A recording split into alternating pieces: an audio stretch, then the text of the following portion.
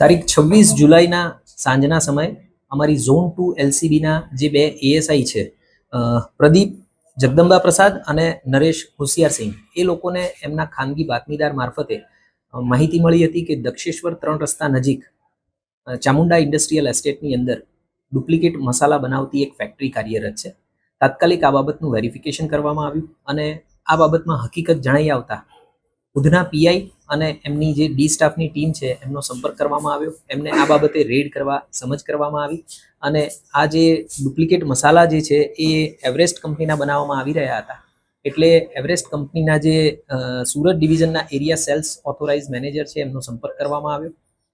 ત્યારબાદ આ રેડ કરવામાં આવી અને રેડ દરમિયાન અમારા ધ્યાનમાં આવ્યું કે ત્યાં આગળ જે છે એ 4 આરોપીઓ અમને મળી આવ્યા હતા કે જે ત્યાં આગળ ફેક્ટરીની અંદર કામ કરી રહ્યા હતા. આ જે 4 આરોપીઓ છે એમાં એક વિનોદદાસ રાજેન્દ્રદાસ, બીજા વિનોદદાસ પૂનાદાસ, ત્રીજા કૈલ્લુ જેઠા મુર્મ અને ચોથા સુરેન્દ્રકુમાર કાલુદાસ. આ ચારેય જે વર્કર કમ આરોપીઓ છે જે ડુપ્લિકેટ મસાલાનું પેકિંગ કરી રહ્યા હતા એ ચારેય બાંદા બિહારના મૂળ વતની છે.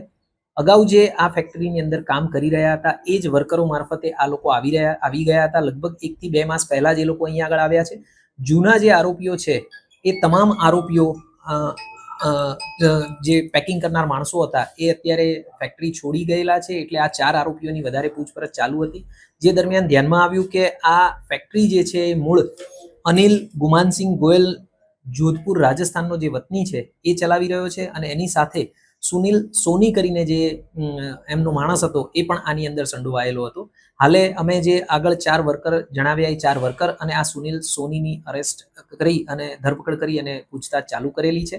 અને આ જે અમારી રેડ થઈ એ દરમિયાન લગભગ 25 લાખ જેટલો મુદ્દામાલ અમે કબજે કરેલો છે, જેની અંદર 3 ડુપ્લિકેટ મસાલાનું પેકિંગ કરતા મશીન, એક કમ્પ્રેસર મશીન, વજન કાંટો, નકલી મસાલા વગેરે કબજે કરેલું છે.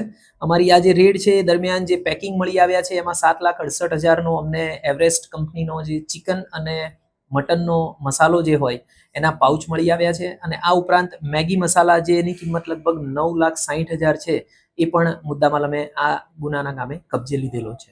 જે અમે તપાસ કરી અને હાલ જે વર્કર કમ આરોપીઓને અમે અરેસ્ટ કરેલા છે એના મારફતે પૂછતાછ ચાલુ છે.